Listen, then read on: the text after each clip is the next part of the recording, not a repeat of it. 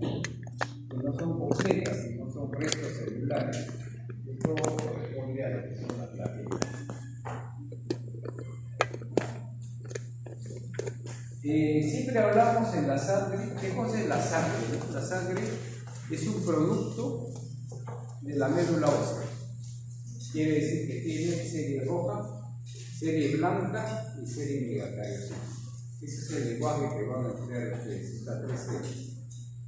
Entonces, pero estas tres células dependen de una matriz que se diferencia. Es decir, las células madre que van a diferenciarse al hematíe, los eritrocitos y las plaquetas. ¿Por qué es importante esto? Porque las tres tienen una misma progenie. No es que sean células distintas. Lo que son distintas es la diferenciación. Entonces, acá hay una característica que es importante, que al inicio estas células, en el caso del eritrocito, por ejemplo, son nucleadas. ¿Y qué importancia tiene? Seguramente han revisado ustedes el leucemia, que hay también leucemia serie roja. O sea, no es que la leucemia solamente es en serie blanca, sino también es serie roja.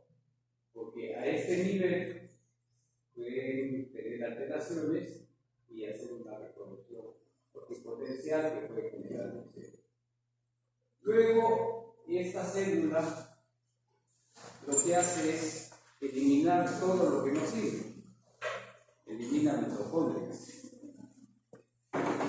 Entonces dirán, ¿qué tiene que ver las mitocondrias?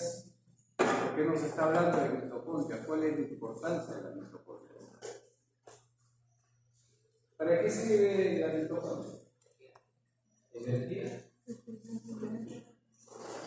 ¿Algo más?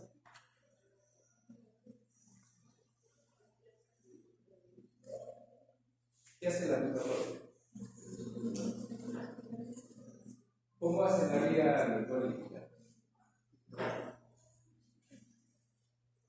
Cuando hay mitocondria. Pues acá los que no han venido están sorteados para salir jalados con una cosa tan elemental. ¿Qué hace la mitocondria? Con la glucosa. Utiliza oxígeno. Entonces utiliza la vía glicolítica aeróbica. Entonces me pregunto, si elimina la mitocondria, ¿qué vía va a utilizar? La aeróbica. Es anaeróbica. ¿Qué hace el glóbulo rojo? ¿Qué transporta? Es anaeróbico, o sea, no va a consumir oxígeno nunca, porque no tiene mitocondria. En el ciclo de Krebs, o en el ciclo, perdón, no de Krebs, porque no va a utilizar el ciclo de Krebs, sino que el ciclo va a utilizar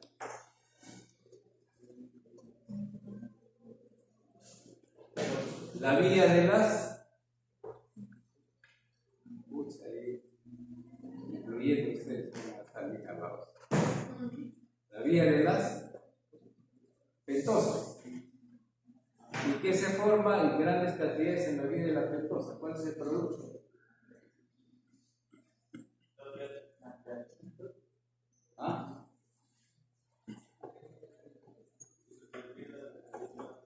¿Cuál es el producto final? Ácido lactato o ácido láctico.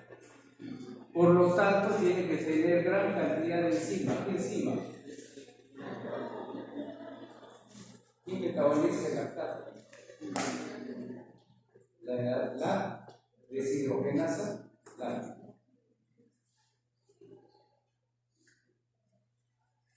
Y eso es un buen indicador en el caso de anemia. Ok, entonces elimina mitocondrias, elimina ribosomas, es decir, no tiene proteínas, no va a formar proteínas, y elimina el núcleo, por lo tanto no se reproduce. Eso significa que el hematía al final elimina todas estas organelas y se queda en un espacio así. Pero esta célula dura 120 días. ¿Y por qué es importante que dure 120 días? Porque cuando se muere, porque es ineficaz, es decir, no madura adecuadamente, se llama eritropoiesis ineficaz. Y dirá, ¿por qué está hablando el doctor sobre eritropoiesis ineficaz? ¿Qué significa? Esa eritropoiesis ineficaz, o sea, destrucción del glóbulo rojo, va a dar las bilirrubinas. Es de 0.6 a 1.2. Quiere decir que normalmente la eritropoiesis ineficaz del trasplante se dice que un 5% entre el 1 y el 5% se destruye naturalmente menos de 120 días.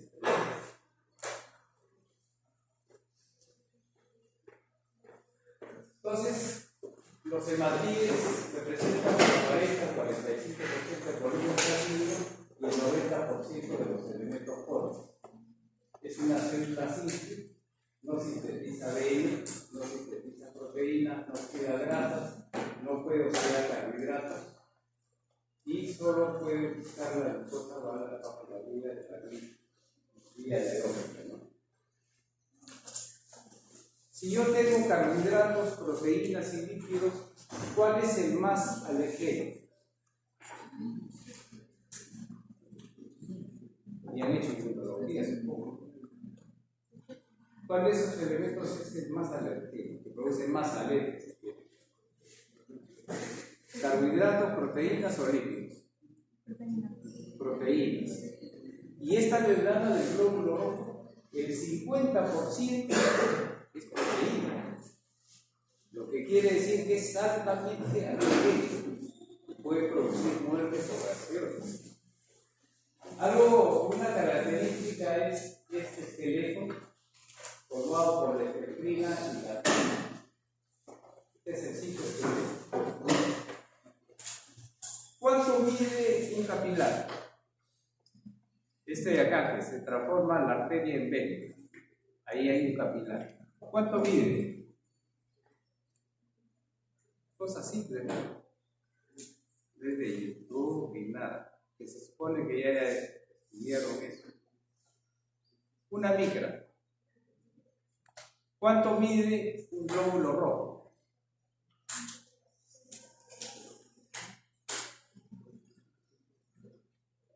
¿Cuánto mide un glóbulo rojo?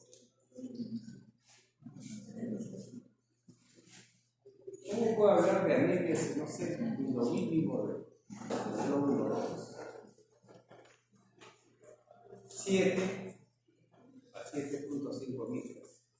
Entonces, ¿cómo es posible que un glóbulo rojo pueda pasar de un paso a través de un capilar y una micra? Eso se llama capacidad de deformabilidad del glóbulo rojo. ¿Y para qué sirve este concepto de capacidad de deformabilidad? Eso dice glóbulo rojo viejo. Quiere decir que cuando el glóbulo rojo ya no tiene esta capacidad de deformabilidad, probablemente esté llegando a los 120 días. ¿Y en dónde es atrapado el glóbulo rojo? En vaso, en las trabeculas. Las trabeculas, miren, también ahí son atrapados y luego destruidos por el ciclo de la hemólisis o la hemocateresis.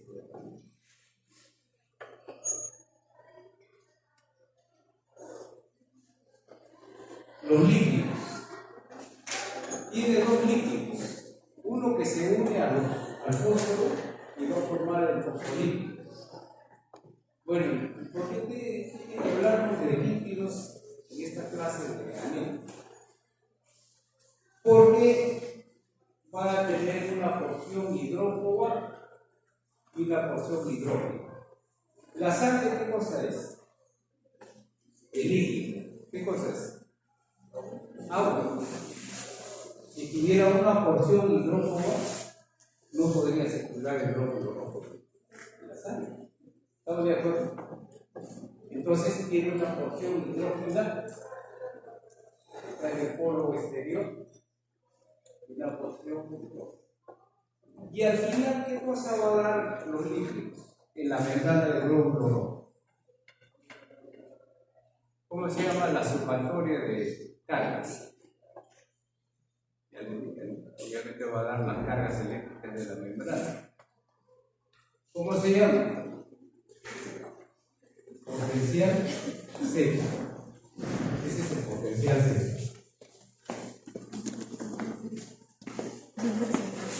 ¿Y qué pasaría si los glóbulos rojos? Bueno, ese ya está relleno.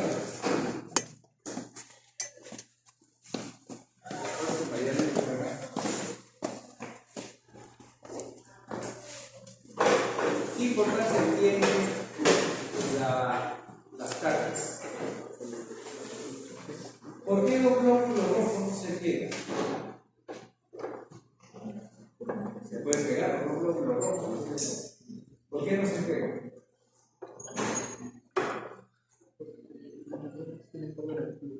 Porque las cargas son iguales.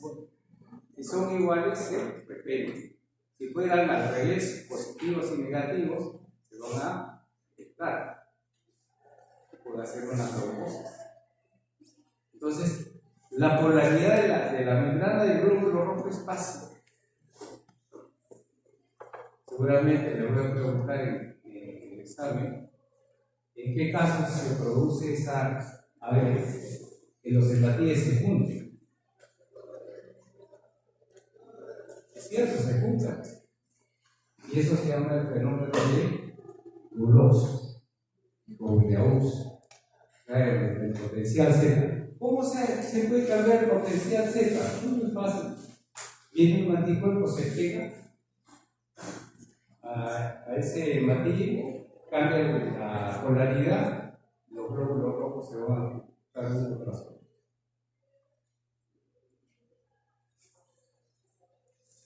Carbohidratos. ¿Qué tiene que ver los carbohidratos en el hematíe? Es importantísimo los carbohidratos, especialmente la N-acetilglucosamina. La N-acetilglucosamina es el principio básico de los grupos sanguíneos. Agua. Lo conversaremos luego.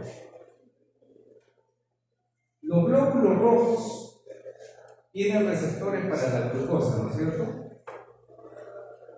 Cierto. Pero ¿qué transmisor van a utilizar? El gluten.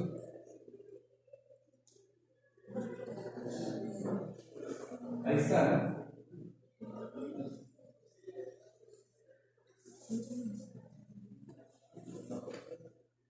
Lo dejaré como examen. ¿Qué gluten utiliza?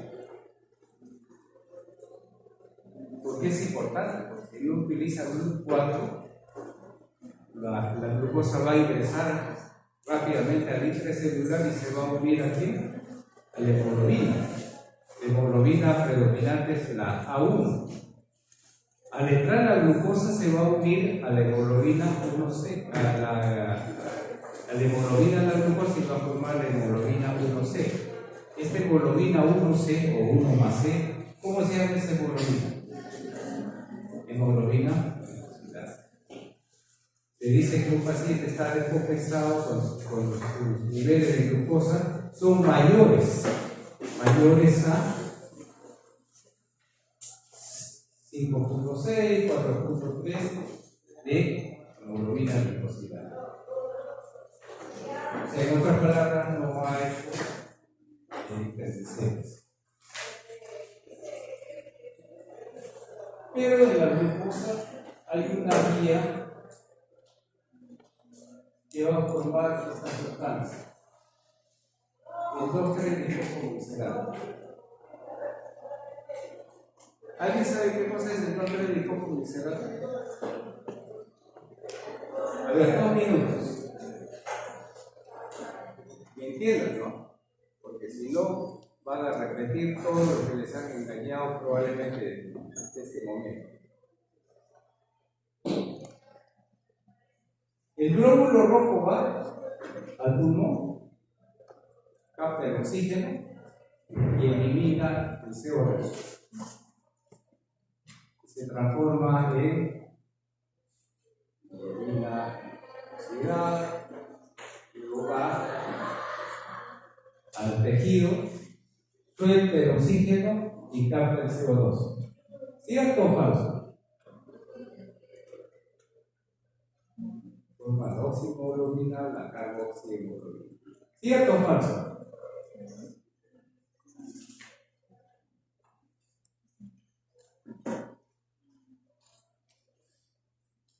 Qué facilito es aprender a leer. ¿Qué dice? ¿Es cierto? Eso era el Señor. Qué bien que se han engañado. ¿Tú le darías plata ahí? Sí, porque necesita, ¿no? Entonces el tejido necesita oxígeno porque necesita. Y eso existe la parte celular, porque necesita oxígeno, porque tiene que botar el CO2. Eso es falso. Entonces, el elemento importante que participe en esto es el hidrógeno de poco glicerado. Es la vía que sigue anaeróbica de la glicólisis. Este 2,3-difosfoglicerato es un producto de la glicólisis, afecta la afinidad de la hemoglobina por el oxígeno y disminuye la afinidad promoviendo la liberación de oxígeno en el tejido periférico. Hasta ahí no se entiende nada. Para hacerlo más gráfico, cuando la hemoglobina ha captado el oxígeno, el 2,3-difosfoglicerato se incrementa, se produce en el glóbulo rojo mayor cantidad. ¿Qué va a pasar? Que la hemoglobina suelta el oxígeno. Y esto se produce a nivel tisular. Y al revés, cuando disminuye el 2,3-difosfoglicerato, la hemoglobina fija más al oxígeno. Por lo tanto, eso va a hacer de que capte el oxígeno a nivel tisular. ¿Quedó claro? ¿Se entendió?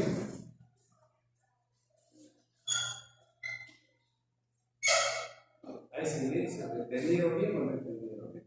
¿Sí? Claro, se entiende. Una pregunta así común. ¿Por qué cuando estamos con fiebre estamos agitados, como si nos faltara aire, nos faltara oxígeno? ¿No lo han visto? Todos hemos tenido fiebre. Porque justamente la temperatura disminuye la afinidad al oxígeno. Por eso que el paciente comienza a tener aumento de la. Conocido todo esto que hemos explicado de fisiología, ahora vamos a la parte educativa. A, ya lo saben ustedes qué significa, sí, ella, ¿no? El glóbulo rojo. Eso es lo que es la anemia. Pero es un complejo sintomático. ¿Qué pasa si el cerebro no se oxigena adecuadamente? En una personalidad premórbida. ¿Saben lo que es personalidad premórbida, no? Aquellos que podrían tener un cuadro psiquiátrico, pero que hay un factor desencadenante. Y la anemia va a desencadenar en una esquizofrenia. ¿Sí? Produce esquizofrenia la anemia.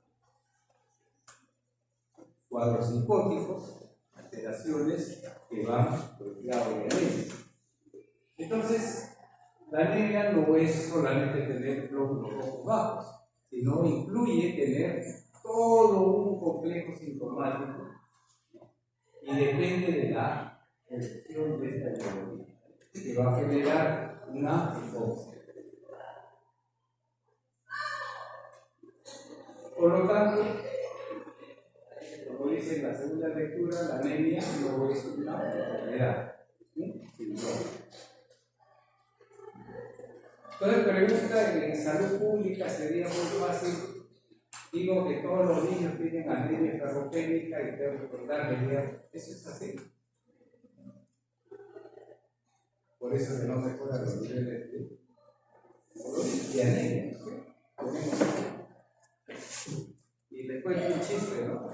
Hace muchos años me iba por acá por Paruno y había dos borrachitos ahí. Oye, le dicen, ya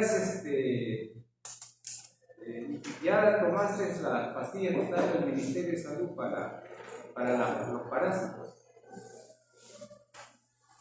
No todavía. Mira, yo he hecho 10 veces polo y ya me tomé 10 pastillas. Porque como nosotros estamos en la calle, debemos tener más parásitos. ¿Se acuerdan que hubo una política de dar antiparasitarios a las personas que tenían anemia? Entonces se tira el problema de la causa. Quiere decir que la anemia es por parásitos. ¿Cuándo el problema es carencial por problema? Hay una pregunta que se lo voy a decir a ustedes.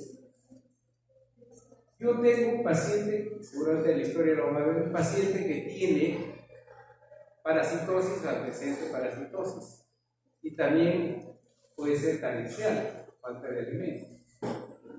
¿Con qué prueba yo puedo detectar la diferencia entre que sea carencial y parasitario? Está por si acaso en la historia.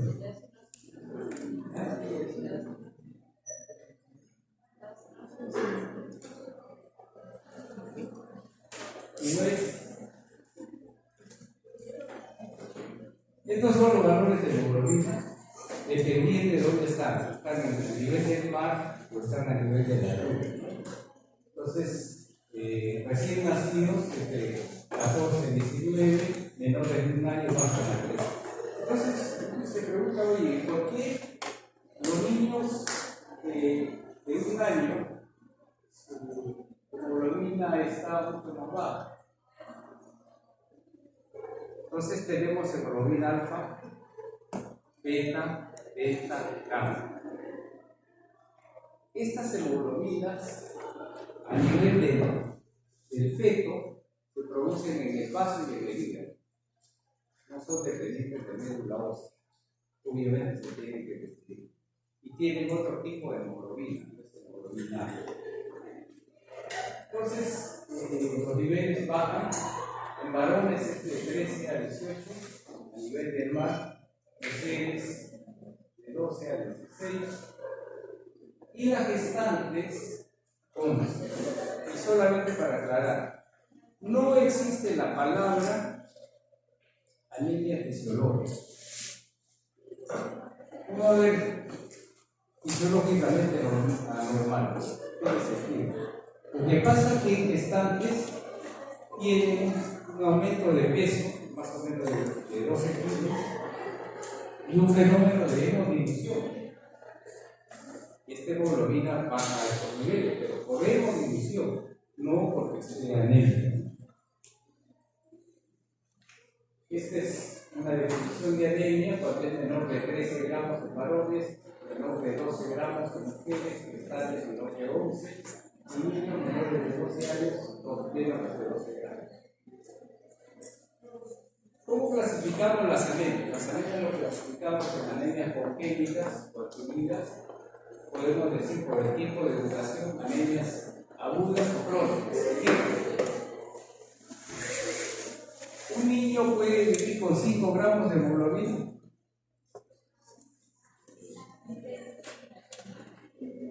¿Sí o no? La respuesta es los dos. Sí y no. Sí, si es una anemia crónica, es decir, va a bajar progresivamente y hace homeostasis.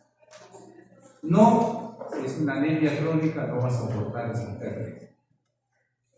Se supone que tenía 13 gramos, al bajar a 5, está perdiendo más del 50%, es incompatible con la vida.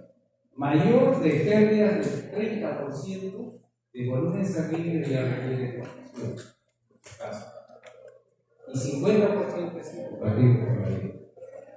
Por la naturaleza del defecto, es una alteración intra o extrahereditaria. Por la morfología, tamaño y color, estamos hablando de anemia. ¿Qué tipo de anemia? Sí. significa microcíclica y comprobable. ¿No es cierto? Lo que es la historia. Y por la producción regular, por la menor producción, mayor destrucción. ¿Qué pasa si no, la médula ósea no produce glóbulos rojos? ¿Cómo se llama? ¿Produce poco? ¿Cómo se llamaría? El lenguaje ya lo conocen ustedes. Produce poco y hipoplasia medular. Si no produce nada, aplasia medular. Características importantes. ¿Cuáles son las manifestaciones? Depende de la hipoxia. Por ejemplo, en Pucallpa, un niñito puede estar jugando fulbito con 5 gramos de muralla. Porque es una anemia crónica. Si hablamos de Pucallpa, ¿cuál sería la causa más común en Pucallpa de anemia de ese tipo? Obviamente es una anemia crónica, ¿no? Microcíclica todavía. ¿Cuál sería la causa? En Pucallpa. ¿Conocen Pucallpa, no? Pucallpa es costa, cielo o cero. ¿Cuál es? Cero. ¿Qué posibilidades hay de qué? ¿Cuál sería la causa? Parasitarios. ¿Qué tipo de parásitos que comen sangre? ¿Cómo se llama? Parásitos que comen sangre, ¿cómo se dice? Hematófagos, usinarias, estrofiloides, que capturan americanos. Todo lo que han aprendido lo van a tener que utilizar.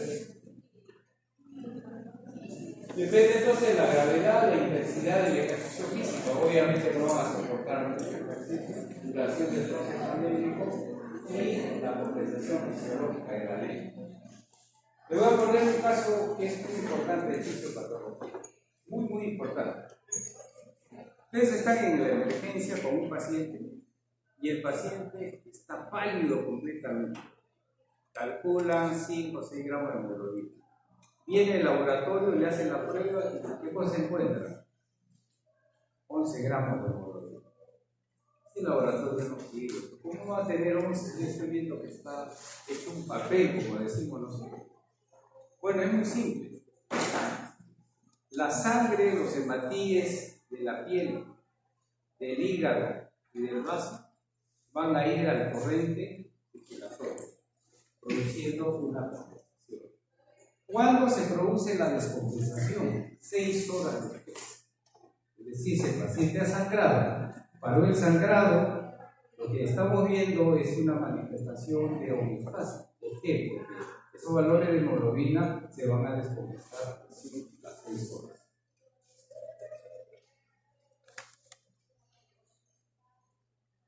¿Cuáles son los efectos de la anemia sobre el sistema circulatorio? Obviamente van a disminuir la viscosidad, ¿no? Y la viscosidad, ¿qué va a hacer con la sangre? ¿Va a sonar igualito el corazón o va a sonar menos? ¿Qué dicen? Si hay menos glóbulos rojos. Por sentido común, va a seguir sonando igual. Va a generar un silencio. Y si el silencio es en los 4 focos, digamos, en los 4 focos, estamos hablando de soplo, polo es todo, sistólico. Esa es la característica de la anemia. Entonces, la hipoxia dilata los vasos sanguíneos, permitiendo un mayor retorno de la sangre al corazón. Hay incremento de la eritropoyetina. ¿Qué hace la eritropoyetina? Va a estimular la producción de la médula ósea. Ojo, de la médula ósea. ¿Qué significa estimulación de la médula ósea? ¿Va a solamente subir los glóbulos rojos o van a subir los leucocitos también leucocitos y también plaquetas? Entonces tenga mucho cuidado en las emergencias, porque el paciente está un herido de bala, está asangrado y de repente encuentran 15.000 leucocitos. No, está infectado. Está infectado, es una respuesta medular por acción de la eritropoyetina. Incremento del 2,3-glicerolato, que lo saben ustedes. Modificación del sistema cardiovascular, produce una vasoconstricción generalizada. Lo que le comentaba, que la migración de la sangre va del hígado al vaso al torrente circulatorio, aumento del gasto cardíaco y incremento del volumen plasmático, porque trata de compensar la pérdida de volumen. ¿Cuáles son las manifestaciones? Taquicardia, corazón palpita, bombea más, tratando de llevar mayor oxígeno al cerebro, taquipnia, palpitaciones, isótropos históricos, decía ahora histórico. El paciente tiene dificultad en la visión, cefaleas, alteraciones de la conducta que les comentaba y somnolencia. ¿Qué va a pasar si la sangre no lleva suficientes alimentos a las glándulas? Obviamente va a alterar las glándulas sexuales, produciendo menorrea, produciendo constipación o estreñimiento, también diarrea. Disminuye la presión arterial, aumenta el gasto cardíaco y la presión arterial cae generalmente bajo. La vasoconstricción arteriolar y resistencia periférica, hay las venas se vuelven, ¿no?, se contraen, incremento de la frecuencia cardíaca y redistribución del líquido hacia el extravascular.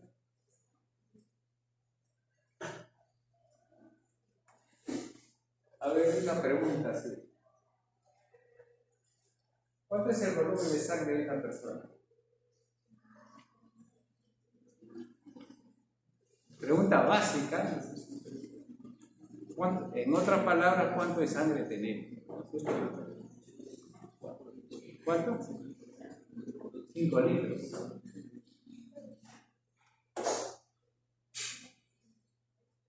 ¿Usted cuántos kilos pesa? 52. Creo que este es el más grandazo de arriba. ¿Cuánto pesas tú? Sí. 81. Los dos tienen igual cantidad de sangre.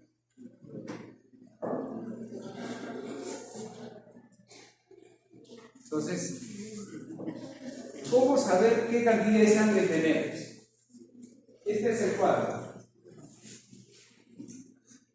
Apartamos algo muy simple. Las personas normales, aquellas que tienen peso y talla igual, 1,70 m, 70 kilos, 1,50 m, 50 kilos. Las personas delgadas y luego los obesos. Alguien decía en broma, ¿no? ¿Cómo es posible que el profesor Girafales, el Chavo y el Ñoño tengan el mismo volumen de sangre? Estamos hablando de normal, delgado y obeso. Y esta es una mnemotécnica muy fácil que les va a servir a ustedes para el examen. ¿Cuánto es el volumen de sangre de una persona de tantos kilos?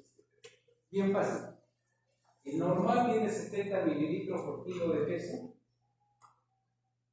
El delgado tiene 65, le quito 5. El obeso le quito 5, 60. Y a las damas le quito 5 del varón. Y ya tendríamos el volumen sanguíneo. Porque cada uno saque su volumen sanguíneo. Tienen 1 minuto. Mientras tomo aire. Saquen, ¿no? Porque le va a servir en el examen.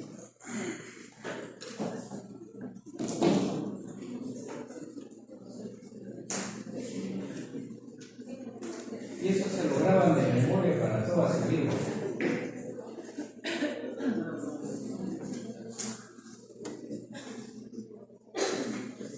Doctor, ¿por qué las mujeres a veces tienen más sangre? Más sangre, menos, sí. El delgado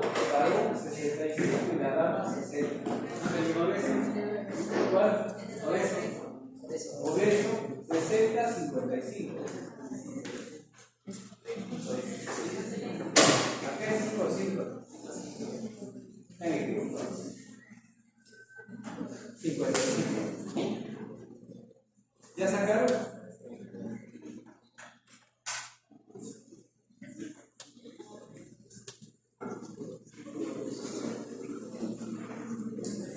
A ver, ¿cuánto? ¿Cuánto tiene de volumen aquí? 4.9, casi 5 litros. ¿Usted, su compañera? Con calculadora, quitar todos los celulares en 10 años. A punto. ¿Usted cuánto tiene? ¿Usted sí? Sí, ¿cuánto le sale? 5 litros.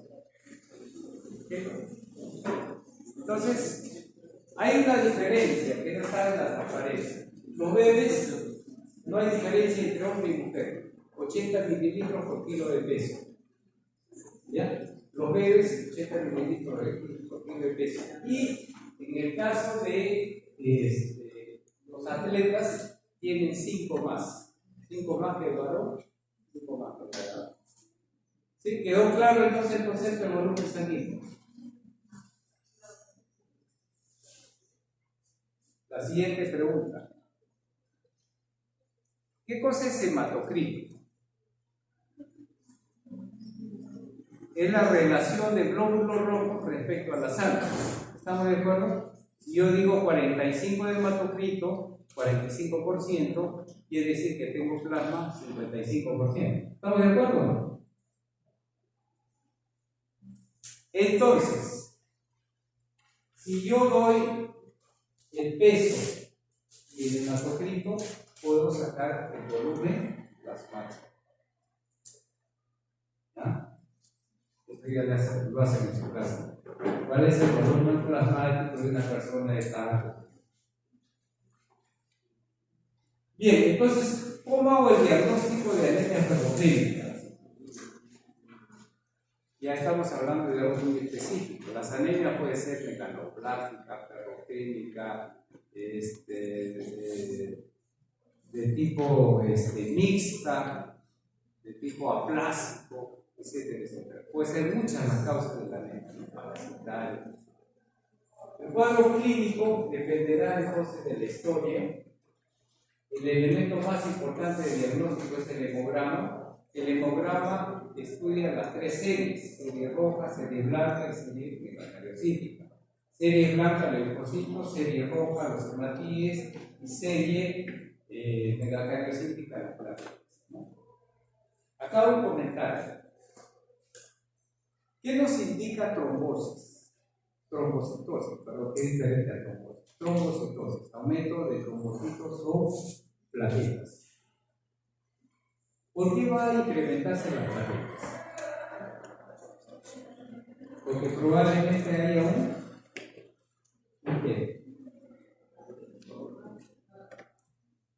obviamente la próxima clase hablaremos, pero si pierde plaquetas, aumenta la producción de plaquetas, ¿por qué se aumentan las plaquetas normales? Porque está sangrando. Entonces es un indicador de hemorragia, la trombocitosis. Esto sí, voy a tomar abierto constantes corpusculares.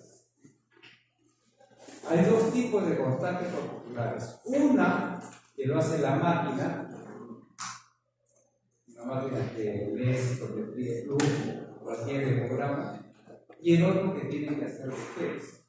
Solamente les doy la hemoglobina, el hematocrito y los hematíes, y ustedes van a sacar las constantes corpusculares.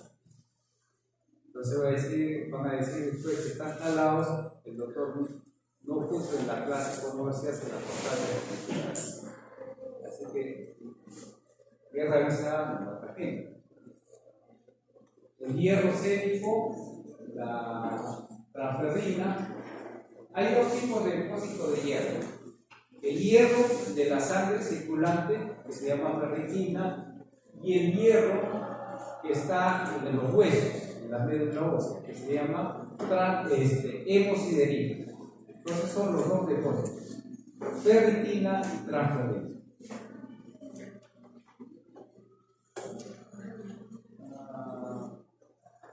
la médula ósea sirve para estudiar la hemosidería. En el hemograma hay un aumento del R de W. A ver, si yo tengo hemoglobina o hematocrito 45, ¿ya? Puedo saber cuántos hematíes hay.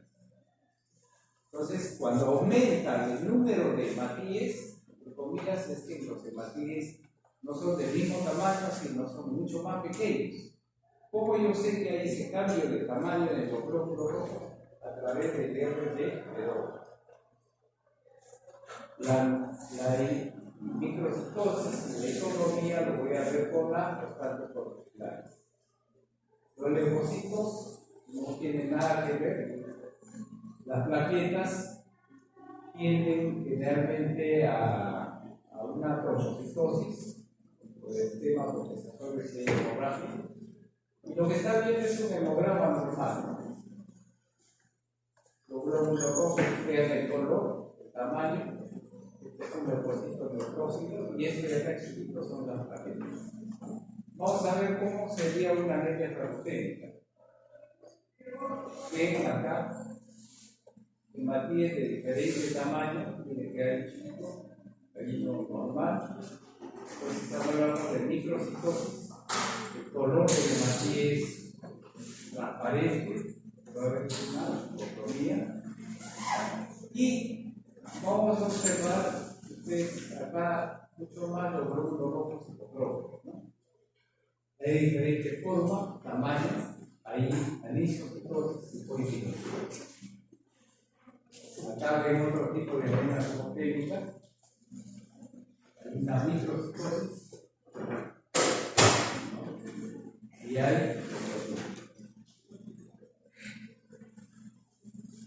¿Cómo hacemos el diagnóstico de hemosiderina? Lo hacemos a través del aspirado del médula ósea. A ver, pónganse el ángulo de Luis. ¿Se acuerdan o no? ¿Sí? De la horquilla van bajando y van a ver un promotor, ¿no es cierto? En el esternón. Ahí se infiltra con silocaína y se mete un punzón de una hoja 16. Rompen el haploide, la primera lámina, y aspiran la médula ósea. Y eso es lo que se hace en la médula ósea. Si colorean con una solución de cloruro una solución van a hacer que la hemosiderina, el hierro presente de la hemosiderina se detenga. Ahí está. Es una médula ósea y acá van a haber restos de hemosiderina. Es la tinción de Fermi. Y acá también van a ver la médula ósea y acá hay depósitos de hierro. También.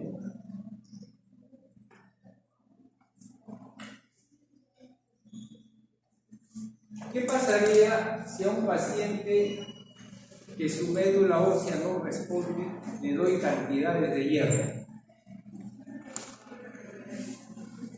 Cantidades de hierro, inclusive le pongo endovenosa. ¿Qué va a pasar con su organismo? El hierro se va a acumular, ¿no es cierto? ¿Y qué nos va a producir? ¿Qué enfermedad? Una hemosiderosis. O sea, lo contrario a la anemia sarcopénica es la hemosiderosis. ¿Ya? Hay que tener cuidado con eso. Entonces vean ustedes la cantidad de hierro, la anemia sarcopénica con la clase medular, lo normal, la anemia inflamatoria.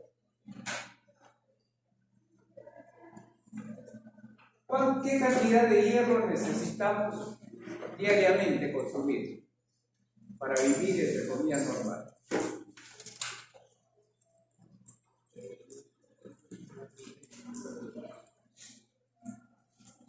Nada, nada. De 1 a 2 miligramos. Si siquiera gramos, 1 o 2 miligramos. Y entonces, ¿por qué hay anemia sarcopénica? ¿Qué cosa es? ¿Cómo está conformado la hemoglobina? La hemoglobina está conformada por 2 componentes: el hemo, que son los anillos pirrónicos y el hierro, y la globina. ¿Qué cosa es la globina? Es una proteína. El hemo necesita hierro. ¿Estamos de acuerdo? ¿Qué necesita para que los glóbulos rojos se reproduzcan? Todas las células necesitan una sustancia para reproducirse. Es una vitamina. ¿Cómo se llama esa vitamina? No me digas que no sale. Esa es maduración.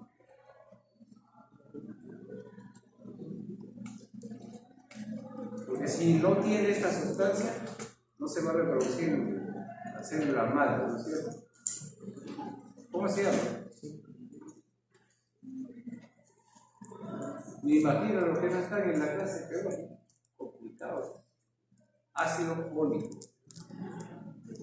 O sea, necesito ácido fólico y para diferenciarse o madurar se llama B12. ¿Está bien? Entonces necesito, para que un glóbulo rojo se forme, necesito 3 elementos: proteínas, hierro, ácido fólico y B12. Si ustedes tienen cualquiera de esos componentes en déficit, no se va a producir glóbulo. ¿Se entiende entonces? Entonces, ¿qué hacemos dando a un paciente hierro si no le damos proteínas? ¿Qué hacemos si le damos proteínas y no le damos ácido fólico? Va a tener el paciente problemas de la anemia crónica. Para que haya eritropoiesis necesita de 20 a 30 miligramos. 1 miligramo no es nada, ni siquiera es 1 gramo. ¿Cuánto tiene un paquete globular, una unidad de sangre? Tiene 250 miligramos. Y acá un poco de fisiopatología. Si un paciente tiene sangrado, pero no tiene pérdida de hierro, y yo le pongo 3 unidades de sangre, o sea, 750 miligramos de hierro, ¿qué voy a producir en el paciente? Hemociderosis. Así de simple.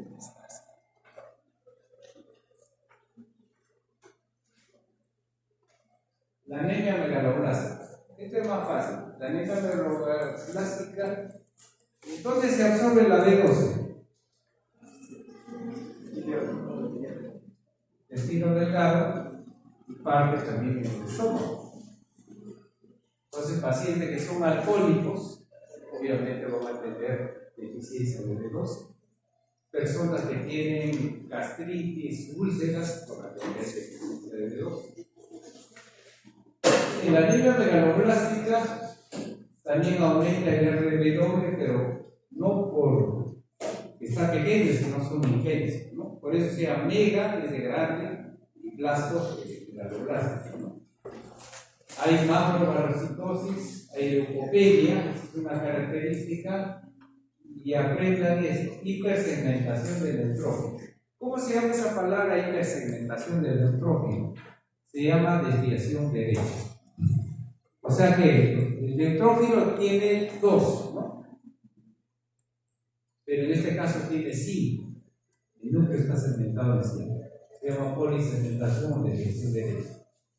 Está asociado a trombocitopenia, porque recuerde que el ácido fólico y B12 intervienen en el tema de la maduración y de la reproducción.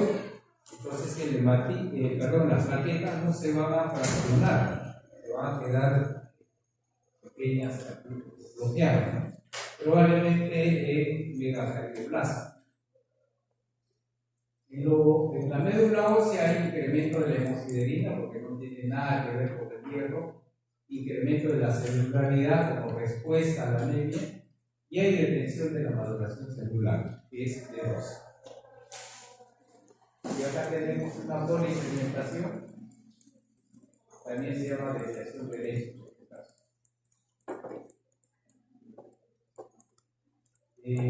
¿Cómo hacemos el diagnóstico? Usando ácido fólico, tanto sérico como eritrocitario y B12. La anemia plástica, como su nombre dice, anemia plástica es sin qué, células. O sea, no hay lo que se llama, a ver, 3 palabritas para conocer. Normocitemias, las células son normales. Bicitopenia, disminución de 2 células, de 2 estirpes celulares, que puede ser leucocitos o hematíes. Y pancitopenia, no hay nada. En estos casos, en la anemia plástica hay pancitopenia, o sea, no hay ni leucocitos, ni plaquetas, ni hematíes. Los eritrocitos, el volumen corpuscular medio es normal, hay neutropenia, linfopenia y trombocitopenia. Obviamente por eso se llama pancitopenia. La médula ósea, en el hemograma, la hemosiderina está aumentada porque no tiene nada que ver el hierro. Las células grasas están infiltradas y la celularidad está disminuida ahora. Lo que les enseñé es en el nivel del esternón, pero también hay otra forma de aspirar la médula ósea. El espina ilíaca, póstero, inferior. Seguramente ahora llegan a su casa, se tocan y hay un promontorio. Y ahí es donde se infiltra cilocaína y se aspira la médula. ¿Y qué cosa obtenemos?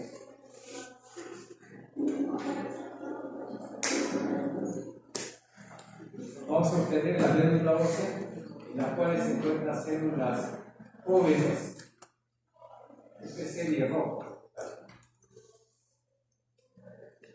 Acá estamos aspirando la médula.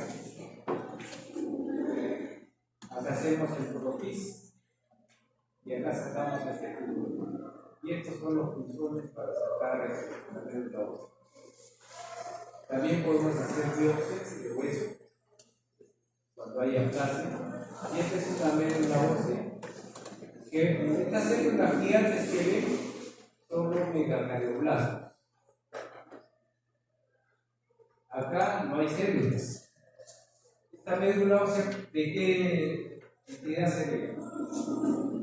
Una aplasia, no hay nada de células. Esta es una biopsia de hueso. ¿Qué cosa ven acá cuando hacen el propis? Ya han hecho una anatomía patológica, ¿no? ¿Qué cosa hay acá? Tejido graso. Hay infiltración de tejido graso. Están en la mayor aumento. Y acá hay una hipoplasia, no hay células. Acá hay un infiltrado graso. Y acá no hay nada de células. Es una plasia celular. Y acá es donde se saca la ciudad de médula ósea. Son los pulmones. Es el propis. Es un aspirado de hueso.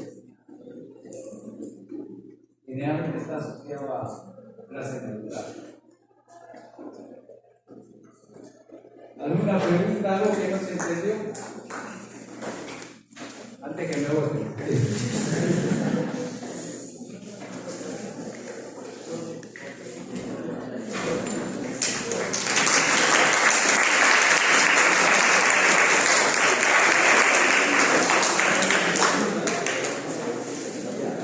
¿Cuál es la diferencia entre aplasia y lipopenia? ¿Qué pasaría si entra una célula tumoral en la médula ósea? La célula